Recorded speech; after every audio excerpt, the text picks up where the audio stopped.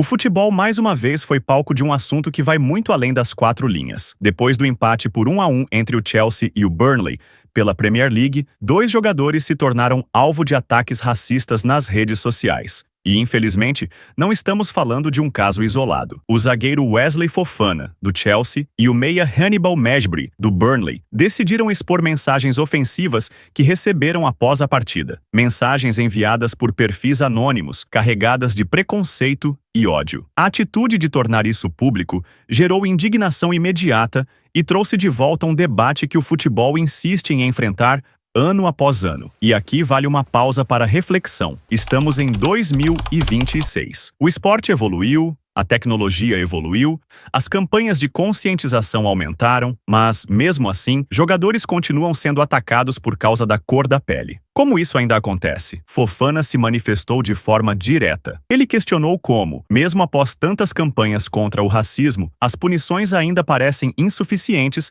para coibir esse tipo de comportamento. Já Hannibal destacou algo fundamental: a educação. Segundo ele, o combate ao preconceito começa dentro de casa, na formação das crianças, no exemplo diário. E isso é um ponto central nessa discussão, porque quando falamos de racismo no futebol, não estamos falando apenas de um problema do esporte. Estamos falando de um reflexo da sociedade. O estádio, a transmissão de TV, as redes sociais, tudo isso é uma extensão do mundo em que vivemos. Os clubes se posicionaram rapidamente. Tanto o Chelsea quanto o Burnley condenaram publicamente os ataques, deixando claro que não há espaço para discriminação. A Premier League também reforçou seu compromisso na luta contra o racismo, prometendo investigar e apoiar os atletas envolvidos. Mas a pergunta que fica é: só as notas oficiais são suficientes? Nos últimos anos, vimos diversas campanhas com jogadores ajoelhando antes das partidas, braçadeiras simbólicas, hashtags nas redes sociais e mensagens estampadas nos telões. São gestos importantes, sem dúvida. Eles mostram posicionamento institucional. Porém,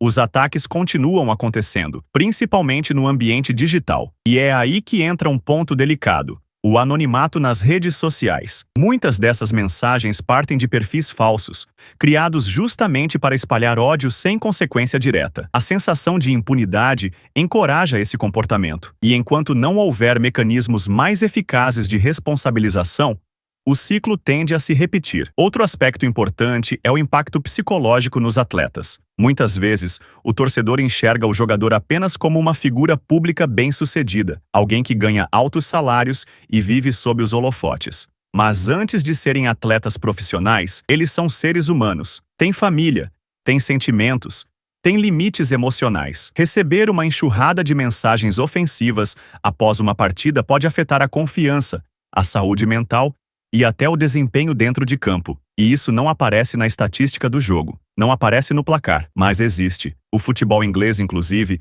já enfrentou diversos episódios semelhantes nos últimos anos.